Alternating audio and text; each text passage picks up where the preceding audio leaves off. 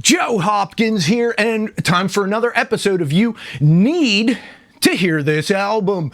And I know usually I pop open a beer. Today I got my coffee. I love me some coffee, man. Black, no sugar, no cream, just coffee. Most people don't like it like that. I like the taste of coffee.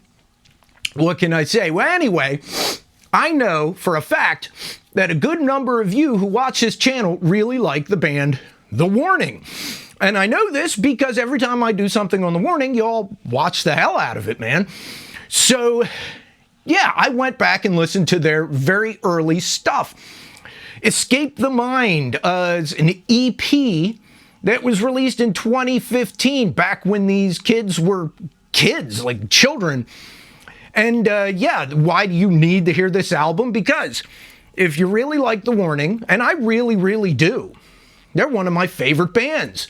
They've become one of my favorite bands over the last couple years. It's kind of cool to go back and listen to their early stuff. And yeah, you can really hear what they're about to become. Mostly the guitars are less crunchy. The stuff is less polished. It's, you know, it's an early EP kind of thing. Very, not a demo. I wouldn't say a demo. It's well put together, but it definitely previews the sound they're about to have. And they sound like kids, because they were at the time, right? They've grown up since, but this is 10 years ago. Came out in 2015. They were really, really young. I didn't look up their ages at the time, but you could tell. But the musicianship is definitely on there, especially the drums. Oh my God. Yeah, that girl can bang them things. Great voices too. A lot of times I'm not big on the whole kids in a band. Like children's voices a lot of times don't terribly appeal to me, but these do. I really like them. Yeah, and you can hear, like I said, what they're about to become, because the songs are excellent, right? It has 4 songs on it, and then I think they included the title track, but with like just piano and vocals, because, you know, the main track, it has like a string section and all that. But the title track, Escape the Mind, great song. And Fade Away, you can really hear what like an earlier version of what is going to become songs like Choke, which are really, you know, those are really great songs. In general, I don't know how else to say it. I really like those, the songs on the album. And, yeah, really great musicians. You can tell early on. It's really cool getting to hear what they were doing before they became what we know now. The guitar work is excellent. The bass work is solid enough. It's mostly following the root notes. She's gotten better, like a lot better since then. I'm trying to remember which one the bass player is. I know there's Danielle, Paulina. Which one's the bass player? Oh, good Lord. I can never remember names, you know, even from my favorite bands. I guess I'm just getting old. But yeah. Let's look it up. I know Daniela's the guitarist / singer. And let's see, Daniela, Paulina, and Alejandra. Alejandra's the bass player. That's right. You could tell she's gotten a lot better since then. It's real basic stuff on this EP, but it's solid, and it's in the groove. It's in the pocket with the drums. Paulina is just such an amazing drummer, and was then, and such an amazing singer. You know, sometimes I at first I had trouble telling who was singing the songs, because they both, her and Daniela, sound so similar. They sound alike. Yeah. Danny and Paulina sound a lot alike, but they're sisters. You kind of expect that, you know what I mean?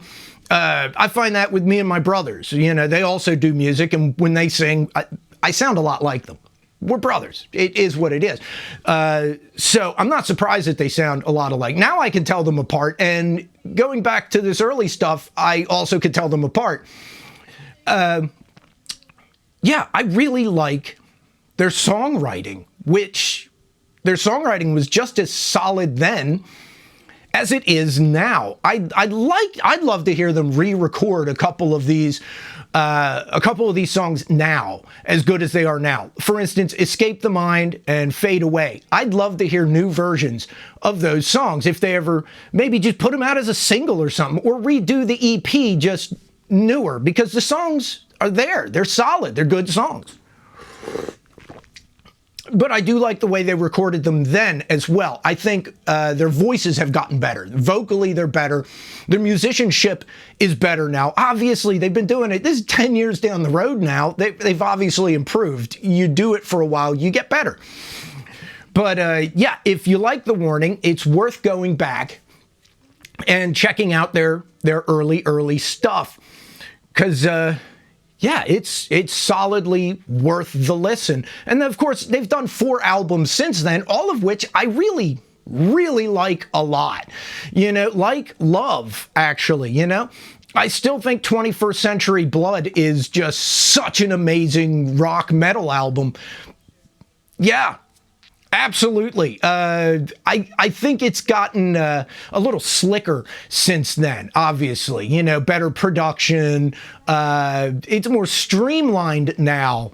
But I like that older, more raw, more emotional sound where it wasn't as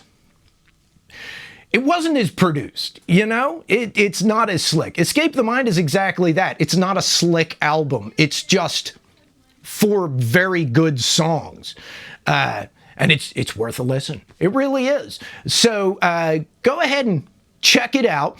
And check out my music too, man. I got streaming. Links are down here somewhere. It says Spotify, Apple Music, Pandora, all that stuff. And there's a playlist that comes up if you want to listen to my stuff on YouTube. It says I Didn't Get a Memory. It comes up in a corner, one of these corners here in a second.